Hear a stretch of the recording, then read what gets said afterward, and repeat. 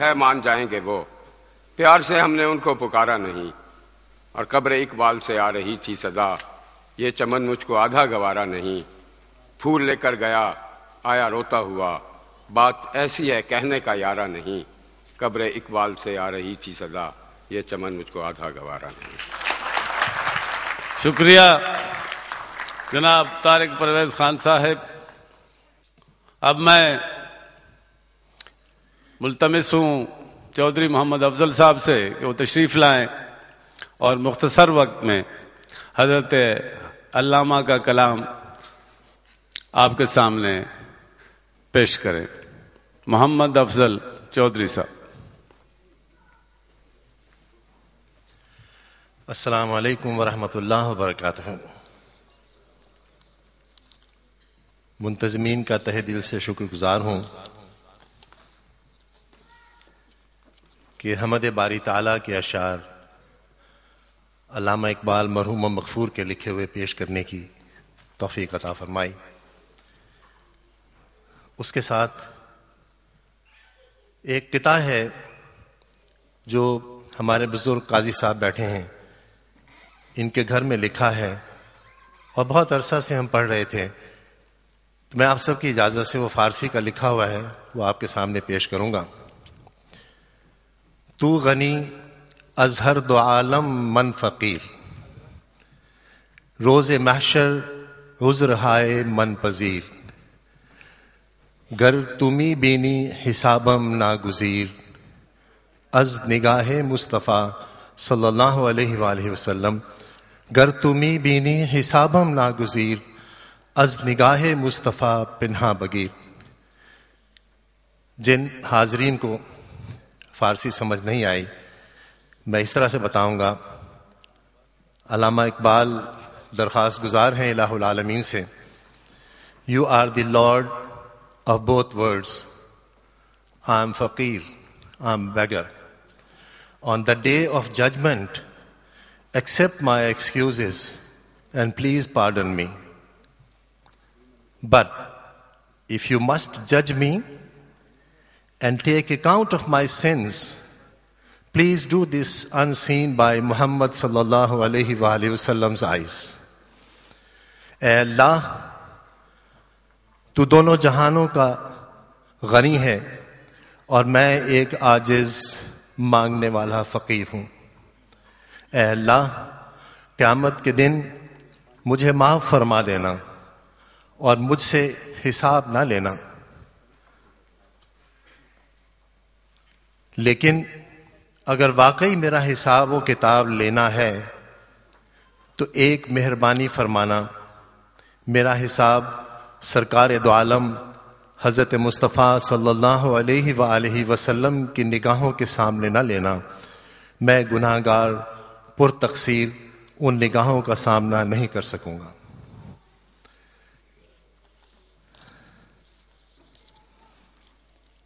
خودی کا سر نہاں لا الہ الا اللہ، لا الہ الا اللہ، خودی ہے تیغ فساں، لا الہ الا اللہ، لا الہ الا اللہ۔ یہ دور اپنے براہیم کی تلاش میں ہے، صنم کدا ہے جہاں، لا الہ الا اللہ، لا الہ الا اللہ۔ کیا ہے تو نے متاع غرور کا سودا فریب زود و زیاں لا الہ الا اللہ لا الہ الا اللہ.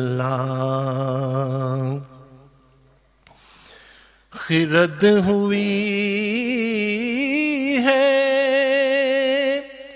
زمان و مکان کی زناری،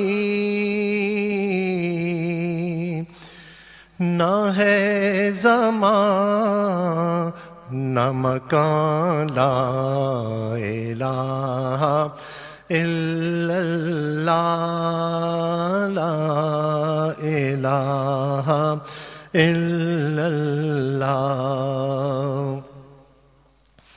یہ نغمہ فصل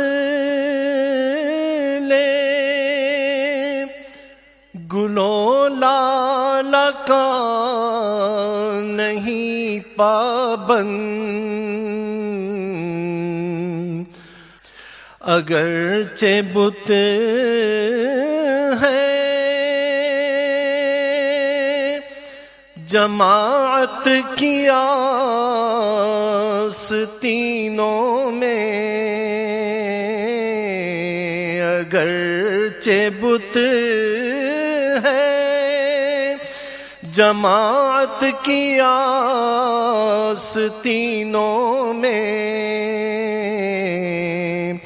مجھے ہے حکم اذان لا الہ الا اللہ لا الہ الا اللہ محمد رسول اللہ صلی اللہ علیہ وآلہ وسلم.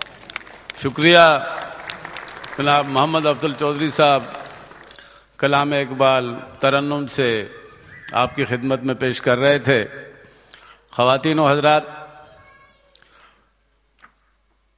بیرسٹر ولید اقبال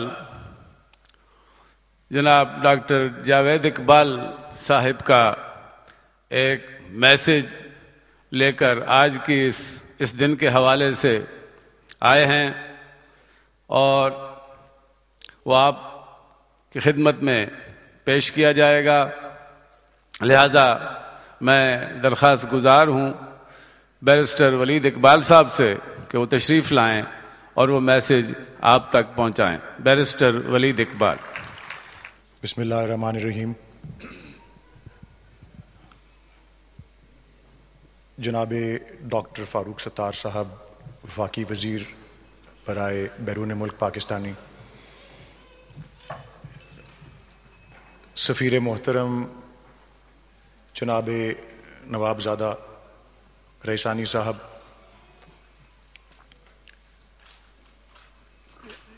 جناب سید آفتاب گیلانی صاحب، معزز میزبانان محفل اور خواتین و حضرات، میرے پاس میرے والد محترم کا ایک پیغام ہے جو انہوں نے تحریر کیا. میں اس سے پہلے شکریہ ادا کرنا چاہتا ہوں، خاص کر جناب سید آفتاب گیلانی صاحب کا اور طارق سہیل صاحب کا، جنہوں نے ہماری یہاں پہ سفر کا انتظام ایسے پرتکلف طریقے سے کیا اور پھر ہمیں یہاں پہ بڑے ہی پرتکلف طریقے سے ریسیو کیا اور پھر یہاں پہ مدعو کیا. خصوصاً جناب طارق سہیل صاحب کی یہ ریکویسٹ تھی گیلانی صاحب کے بہاف پر بھی اور دیگر میزبانان کے بہاف پر اور آپ سب کے بہاف پر بھی کہ میرے والد محترم جناب ڈاکٹر جاوید اقبال کا ایک پیغام میں ان سے حاصل کروں، وہ تحریر کر کے دیں اور آپ کے سامنے وہ پیش کیا جائے. تو سب سے پہلے تو وہ پیغام میں آپ کو پڑھ کے سنا دیتا ہوں. میں اپنا پیغام بھی یہاں لے کے آیا ہوں، مختصر سا وہ لکھ کے نہیں لایا، لیکن وہ بھی میں آپ کو پیش کر دوں گا اس تقریب کے حوالے سے اور مختصراً.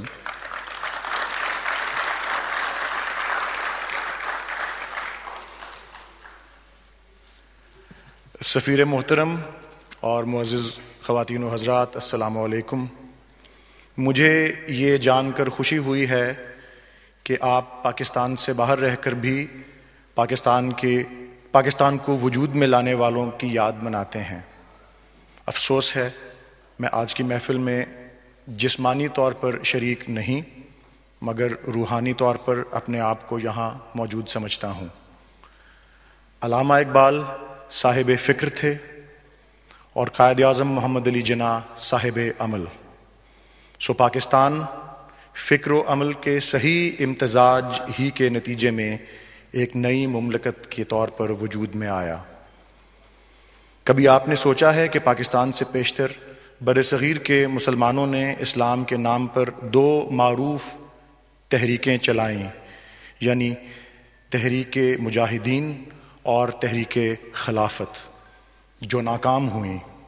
بعد میں تحریک پاکستان بھی اسلام ہی کے نام پر چلی مگر وہ کامیاب ہوئی۔ کیوں؟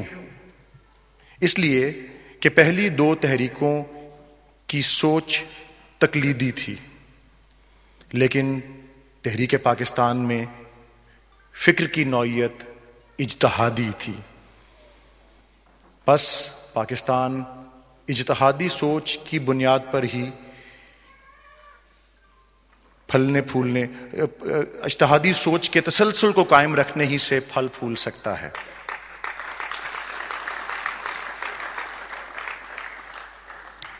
علامہ اقبال کے ہاں اجتہادی سوچ کی کتنی اہمیت ہے اس کا اندازہ لگتا ہے جاوید نامہ کے آخری حصے میں، جب وہ اللہ تعالیٰ کے حضور میں پیش ہیں تو اللہ تعالیٰ ہی کے منہ سے کہلواتے ہیں، یہ کچھ فارسی کے اشعار ہیں، ہر کے او را قوت تخلیق نیست، پیش ما جز کافر و زندیق نیست، از جمال ما نصیب خود نہ برد، از نخیل زندگانی بر نہ خورد۔ اس کا ترجمہ ہے ہر وہ جو خلاق نہیں، جس کی سوچ تخلیقی نہیں، وہ ہمارے نزدیک اصل کافر اور منافق ہے۔ اس نے ہمارے جمال میں سے اپنا نصیب نہیں لیا، اس نے زندگانی کے درخت کا پھل نہیں کھایا۔ فکر کی بانجپن ہی کے سبب علامہ اقبال ملت کے بوڑھوں سے بیزار اپنے آپ کو آنے والے کل یعنی نوجوانوں کا شاعر سمجھتے ہیں۔ نوجوانوں میں، شباب ملت میں شاہین کی خصوصیات دیکھنا چاہتے ہیں۔ بقول اقبال کیا ہیں شاہین کی خصوصیات؟ شاہین بلند پرواز ہے، شاہین تیز نگاہ ہے، شاہین خلوت پسند ہے، شاہین آشیانہ نہیں بناتا، شاہین کسی اور کے ہاتھ کا مارا ہوا شکار نہیں کھاتا۔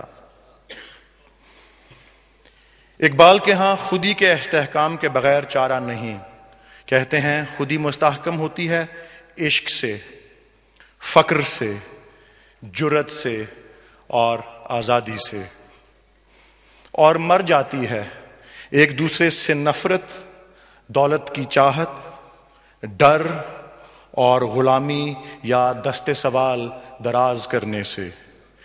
اقبال خدا کو خودی کا سرچشمہ سمجھتے ہیں۔ خدا نے انسان میں اپنی روح پھونک رکھی ہے، انسان اگر اپنی خودی کو مستحکم کر لے تو اس جہان کو خوب سے خوب تر بنانے کی خاطر خدا کا ہمکار بن سکتا ہے۔ اسی لیے علامہ اقبال فرماتے ہیں خودی کو کر بلند اتنا کہ ہر تقدیر سے پہلے خدا بندے سے خود پوچھے بتا تیری رضا کیا ہے۔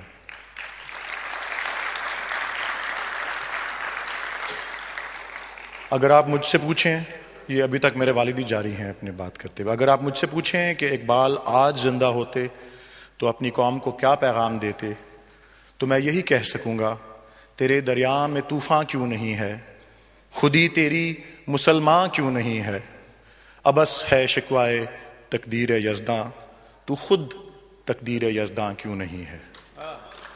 آپ کا مخلص جاوید اقبال۔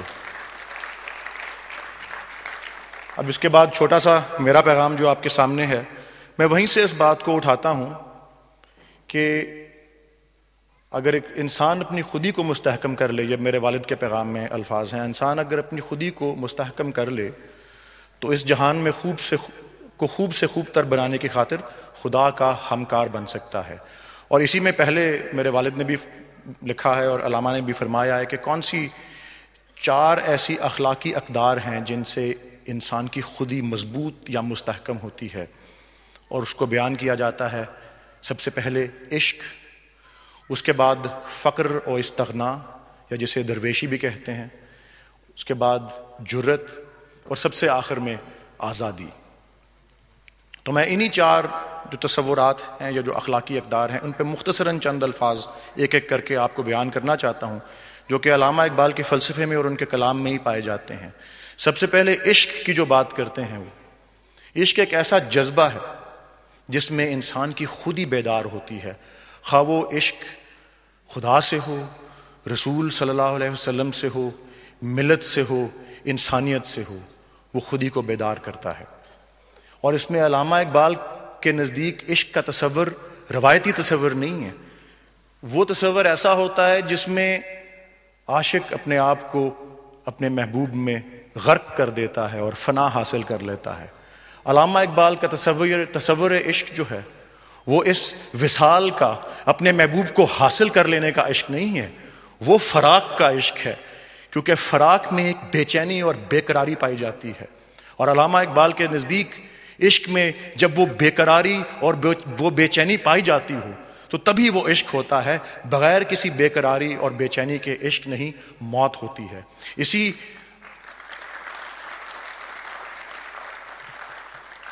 اسی حوالے سے علامہ اقبال اپنے ایک شعر میں کہتے ہیں کہ اپنے آپ کے بارے میں کہتے ہیں کہ مجھے سزا کے لیے بھی نہیں قبول وہ آگ جس کا شعلہ نہ ہو تندو سرکش و بے باک۔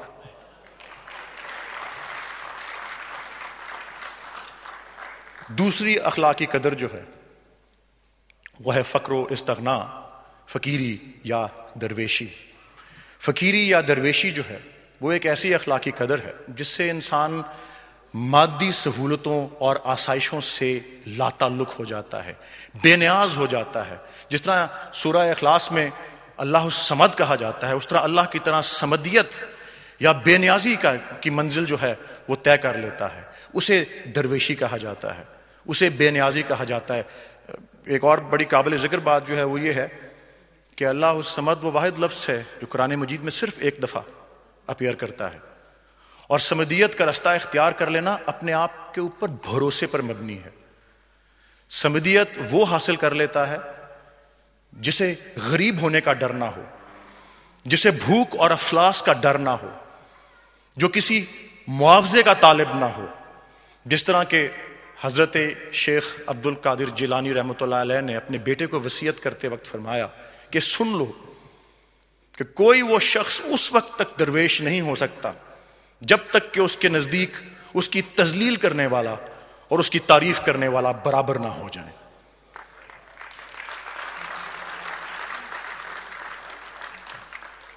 عشق اور فقر و استغنا کے بعد تیسری اخلاقی قدر جو ہے وہ ہے جرت۔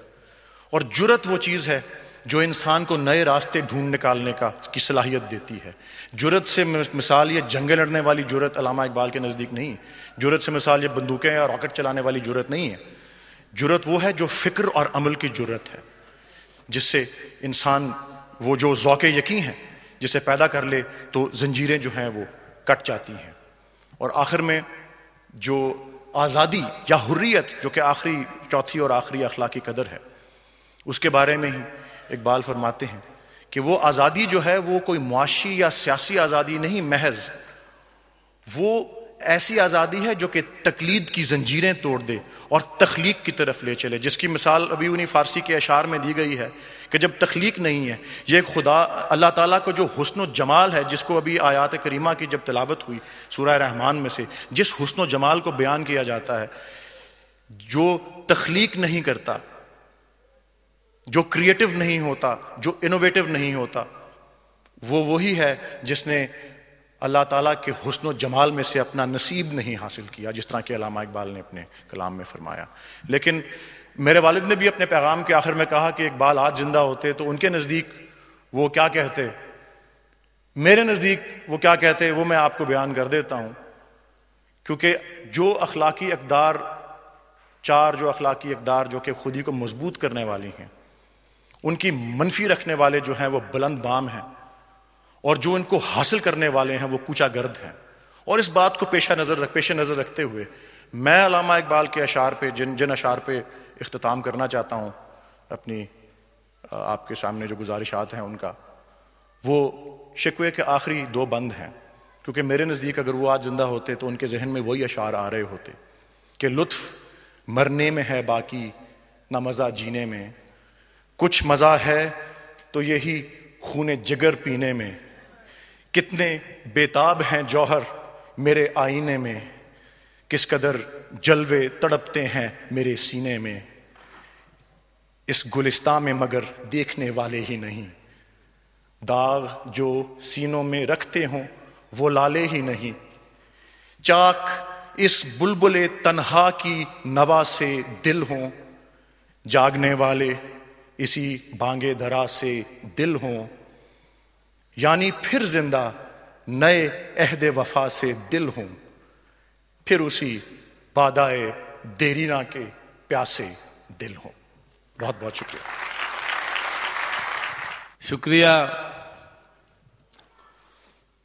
ایک عجیب سما باندھ دیا ولید اقبال صاحب نے، اور ہمیں ایسا محسوس ہوا کہ علامہ اقبال ہمارے درمیان موجود ہیں.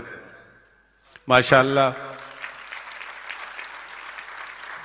علامہ صاحب کے ہی پوتے ہیں.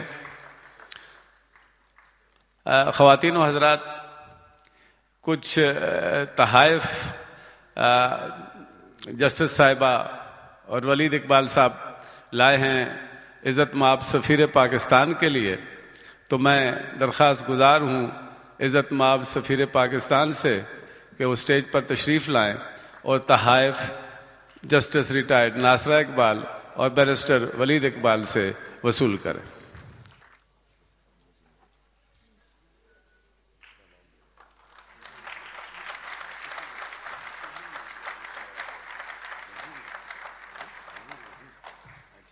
شکریہ جناب سفیر. ایک اور تحفہ ہمارے مہمان خصوصی فضیلت مآب ڈاکٹر فاروق ستار صاحب کے لیے بھی اقبال فیملی کی طرف سے ہے. میں درخواست گزار ہوں ڈاکٹر صاحب سے کہ اسٹیج پر تشریف لائیں. آج کا دن بہت مبارک ہے کہ مصور پاکستان کا خاندان انعامات لے کر یہاں آئے اور پیش کر رہے ہیں.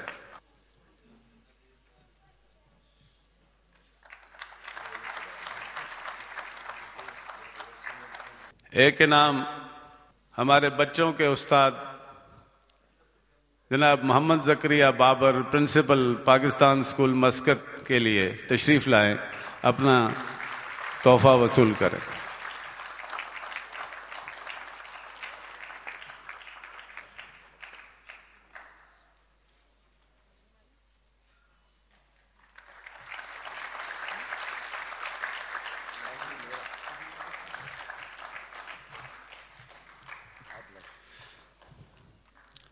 ایک آخری تحفہ آج کی اس تقریب کے پیشکار سید آفتاب گیلانی کے لیے خاندان اقبال کی طرف سے.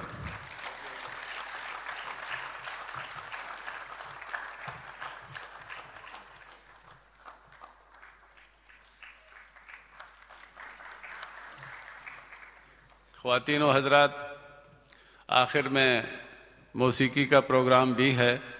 اب میں ملتمس ہوں جناب محمد سہیل عمر صاحب سے، ڈائریکٹر اقبال اکیڈمی لاہور، کہ وہ تشریف لائیں اور اپنے خیالات کا اظہار کریں. بسم اللہ الرحمن الرحیم. حاضرین محترم، مجلس صدارت، اعلان کرنے والے صاحب کے اعلان سے پہلے جو ایک فقرہ تھا، اس کی معنویت میرا خیال ہے آپ پر بھی ضائع نہیں ہوئی ہوگی، اور اس کی وارننگ مجھ پر بھی ضائع نہیں ہوئی کہ اس کے بعد موسیقی کا پروگرام ہے، لہذا ہوشیار باش 2-4-5 منٹ میں انہیں فارغ کر. تو میں نے اسے اپنی، دیکھیے تالیوں میں وقت نہ ضائع کریں، مقرر کو دے دیں وہ ٹائم. میں نے اپنے دل کے تختہ سیاہ پر نقش کر لیا ہے، اور مجھے ایک اور بھی لحاظ ہے کہ میں جتنا کم بولوں گا اتنا زیادہ وقت آپ کو ناصرہ اقبال صاحبہ کو سننے کے لیے میسر آئے گا. تو میں مختصراً صرف یہ عرض کرنا چاہتا ہوں آپ سے، تمنائیں تو بہت ہیں دراز نفسی کی، لمبی باتوں کی، کیونکہ ہم لوگوں کا پیشہ کیا ہوتا ہے، زیادہ گفتگو کرنا. ایک بنیادی سوال کی گونج ہمیں ہر مجلس میں مختلف مقامات پر، چاہے وہ نوجوانوں کی مجلس ہو یا آپ کی طرح بیرون ملک پاکستانیوں کی، ضرور سنائی دیتا ہے. اور وہ سوال گویا ایک طرح سے ڈی فیکٹو سوال بن گیا ہے تمام مجالس، سیمینارز اور کانفرنسز کا، کہ آج اقبال کی ہمارے لیے معنویت کیا ہے، اقبال ہمارے لیے اہم کیوں ہیں.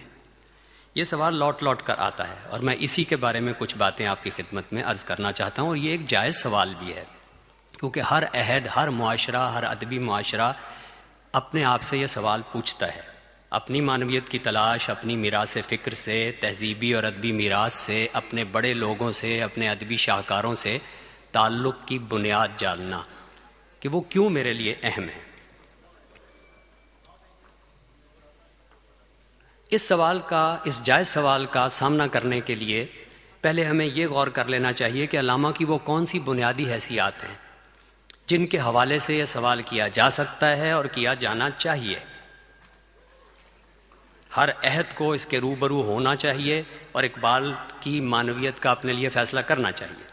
تو جب ہم یہ سوال کو ایک ذیلی سوال سے ملا کر دیکھتے ہیں کہ وہ کون سی علامہ کی بنیادی حیثیات ہیں جن سے ان کی اہمیت کا فیصلہ ہوتا ہے ہمارے لیے، آج کے عہد کے لیے، آنے والے زمانے کے لیے، بلکہ یوں کہیے کہ 20ویں 21ویں صدی ہی نہیں بلکہ زمانے کی قید سے آزاد ہو کر مستقل رہنے والی بنیادوں پر کون سی ایسی پائیدار عالمگیر بنیادیں ہیں جو دائمی ہیں، جن کی بنیاد پر آپ کسی کی اہمیت کا فیصلہ کرتے ہیں. علامہ کی یہ 3 حیثیات اگر سمیٹ کے بیان کی جائیں تو یوں ہوں گی کچھ، کہ اسلامی تہذیب کے اسلوب بیان میں تصور خدا، تصور کائنات اور تصور انسان، نیز ان کے باہمی ربط کو اعلیٰ ترین فکری اور ادبی سطح پر ایک بامانی اور پرتاثیر بیان میں ڈھال کر عہد جدید میں جس نے پیش کیا وہ علامہ اقبال کی شاعری اور ان کی فلسفیانہ تحریریں ہیں. اور ان کی اس بلند مقام شخصیت کے 3 پہلو ہیں جن سے ان کی معنویت کا، ان کی اہمیت کا تعین ہونا چاہیے، ہمارے لیے ہی نہیں بلکہ فکر انسانی کے لیے.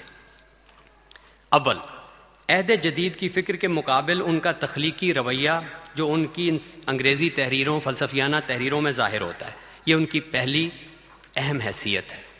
دوسری حیثیت یہ ہے کہ وہ انسان کے بنیادی سوالات کے بامانی جواب میں اسلام کے تصور خدا، تصور کائنات اور تصور انسان کا اردو فارسی شاعری کے وسیلے سے جو حسن اظہار کی اور ہنرمندی کی اعلیٰ ترین سطح پر بیان کرتے ہیں، یہ ان کی اہم ترین حیثیت ہے. اور تیسری حیثیت ان کی ایک سماجی اور سیاسی مصلح کی ہے، رہنما کی ہے، جو اپنی قوم کی رہنمائی اور مسائل کے حل کے لیے تجاویز دیتا ہے. ہم نے 3 حیثیات آپ کے سامنے رکھی، علامہ کی فلسفی کی حیثیت، علامہ کی شاعر کی حیثیت اور علامہ کی سماجی سیاسی رہنما کی حیثیت. اس کی ترتیب میں اختلاف ہو سکتا ہے. میں آپ سے ایک کہاوت عرض کرتا ہوں. صحرائے کالا ہاری کے جنگلیوں مردان صحرا کی ایک کہاوت ہے کہ بھوک 2 قسم کی ہوتی ہے، بڑی بھوک اور چھوٹی بھوک. Big hunger and little hunger. بڑی بھوک اور چھوٹی بھوک. چھوٹی بھوک غذا کا مطالبہ ہے، بڑی بھوک معانی کی طلب ہے، بڑے سوالوں کا تقاضا، اس کے جواب کا تقاضا. بڑی شاعری اس بھوک کو جگا دیتی ہے اور اس کی سیرابی کا سامان کرتی ہے. ایک مفکر نے کہا ہے کہ there is within us, in even the blithest, most light-hearted among us, a fundamental dis-ease. It acts like an unquenchable fire that renders the vast majority of us incapable in this life of ever coming to full peace. All great literature, poetry, art, philosophy, psychology and religion tries to name and analyze this longing. شاعری اگر بڑے معنی اس بڑی بھوک کی سیرابی کا سامان کرتی ہے اور یہ علامہ کی سب سے بڑی حیثیت ہے، تو اس سے آپ اندازہ کر سکتے ہیں کہ ان کی اہمیت ہمارے لیے، اس عہد کے لیے اور آنے والے زمانے کے لیے کیا ہو سکتی ہے. اس لیے کہ ایک لمحے کو غور کیجئے کہ جس وقت علامہ اقبال میدان تاریخ میں وارد ہوتے ہیں وہ ہمارا کیا زمانہ تھا. ایک سرے سے دوسرے سرے تک سارا عالم اسلام کالونائز ہو چکا تھا اور ایک ایسی تہذیب کے ہاتھ ہوا تھا جو تاریخ تہذیب انسانی میں پہلی مرتبہ صورتحال کا سامنا کر رہی تھی. یوں تو تاتاریوں نے بھی ہمیں پامال ایک سرے سے دوسرے سرے تک کر دیا تھا، لیکن تاتاریوں کے پاس کوئی تصور کائنات اپنا نہیں تھا. اب جس تہذیب نے یعنی تہذیب مغرب نے پورے عالم اسلام کو مغلوب کیا تھا، سیاسی غلبہ، اقتصادی غلبہ، سماجی غلبہ، تعلیمی نظام کی تبدیلی، ان سب چیزوں میں وہ ایک نیا تصور کائنات لے کر آئی تھی، تصور خدا لے کر آئی تھی اور تصور انسان لے کر آئی تھی. اور وہ تینوں ایک ایسے تصادم کی صورتحال میں تھے جو اس سے پہلے کسی اسلامی تہذیب نے کبھی نہیں دیکھی تھی. اس وقت علامہ اقبال صحن تاریخ میں وارد ہوتے ہیں اور ایک جانب اپنی فلسفیانہ تحریروں سے مغرب سے آنے والے اس تصادم، اس چنوتی، اس چیلنج کا سامنا کرنے کے لیے اس کا تجزیہ بھی کرتے ہیں، آپ کو وسائل دفاع بھی فراہم کرتے ہیں، اور دوسری جانب اپنی شاعری کے وسیلے سے اس میں در آنے والی خرابیوں کی اصلاح بھی کرتے ہیں اور وہ دل نشیں پیغام بھی پہنچاتے ہیں. انہوں نے خود اس بات کو، یہاں میں ایک چیز اور آپ سے عرض کروں، کیا وجہ ہے کہ مولانا روم سارے نارتھ امریکہ کے مقبول ترین شاعر ہیں گزشتہ 15-20 سال سے؟ وہ بنیادی وجہ یہی ہے کہ یہاں شعر اور تصوف اکٹھا ہو جاتا ہے. پتے کی بات، عارفانہ چیزیں اور زبان شعر، اور اس سے بڑا وننگ کمبینیشن کوئی نہیں ہوتا. یہی چیز جب علامہ کرنے کے لیے چلتے ہیں تو وہ اپنا پروجیکٹ خود جاوید نامے میں یوں بیان کر دیتے ہیں کہ من بطب عصر خرد گفتم دو حرف، کردام بحرین را اندر دو ظرف، حرف پیچا پیچ و حرف نیشدار تا کنم عقل و دل مرداں شکار. یہ ان کا پورا اقبالین پروجیکٹ ہے جس میں ان کی یہ تینوں حیثیات اکٹھی ہو جاتی ہیں کہ میں نے اپنے زمانے کا مزاج دیکھ کر اس سے دو طرح کی باتیں کی ہیں اور دو دریاؤں کو دو کوزوں میں بند کر دیا ہے. ایک پیچ در پیچ بات اور دوسرا دل میں کھب جانے والا کلام، تاکہ میں ان کے ذریعے مردان کار کا عقل و دل دونوں شکار کر سکوں.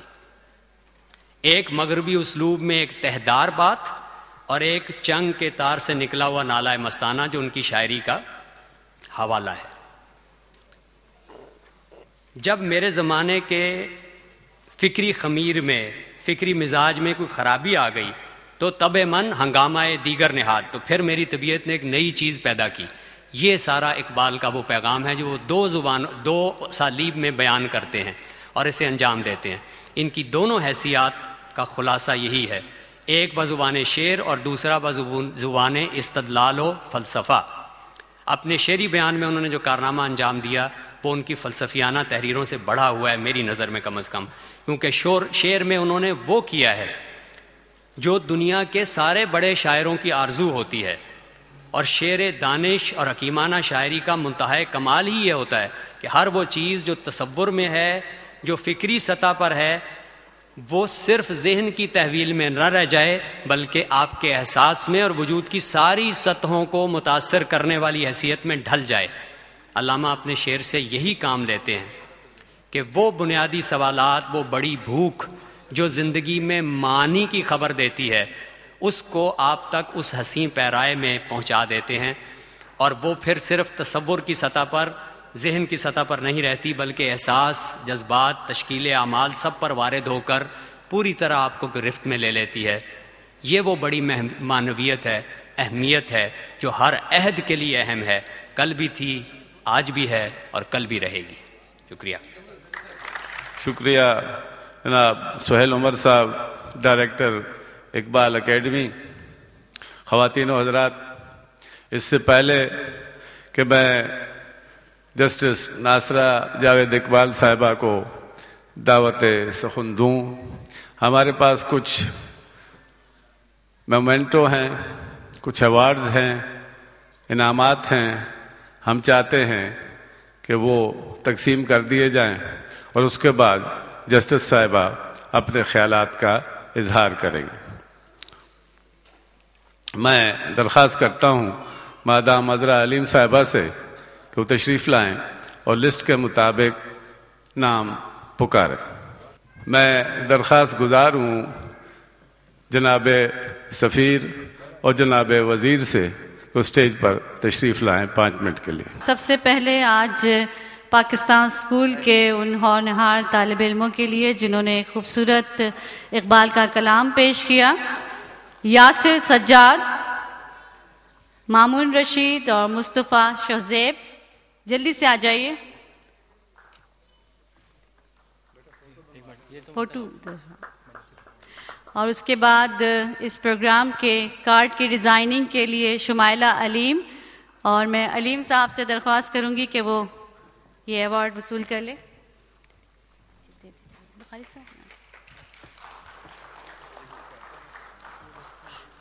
شمائلہ علیم کے لیے. علیم.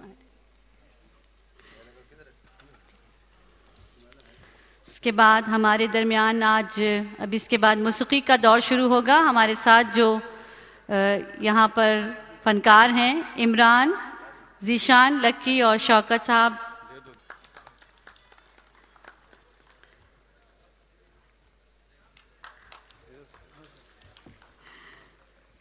اور اس کے بعد میں درخواست گزار ہوں اعزاز وصول کرنے کے لیے تشریف لائیں گے محترم جناب اسلم نواب صاحب.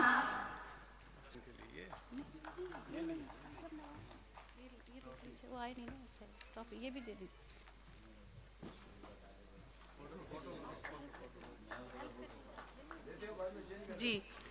اس کے بعد جناب چودھری اقبال صاحب، ان کے بعد محترم جناب مروت احمد صاحب.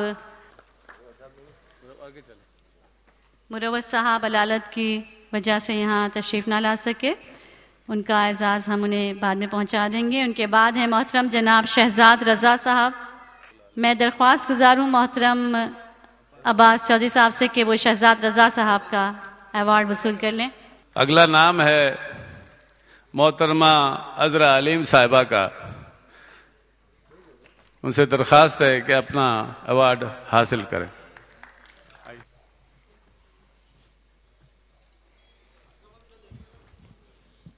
اس کے بعد درخواست گزار ہوں deputy head of mission embassy of Pakistan Muscat جناب کے احسن وگن صاحب تشریف لائیں.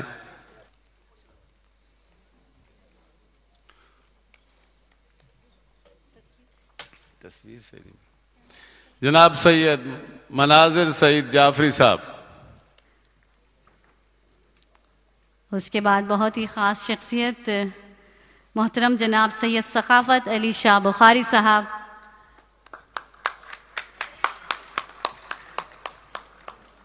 آج کی تقریب کے لیے بطور خاص ترکی کی ٹوپی انہوں نے لگائی ہے. کیا بات ہے، آپ لوگ بہت اچھے آڈینس ہیں. جی.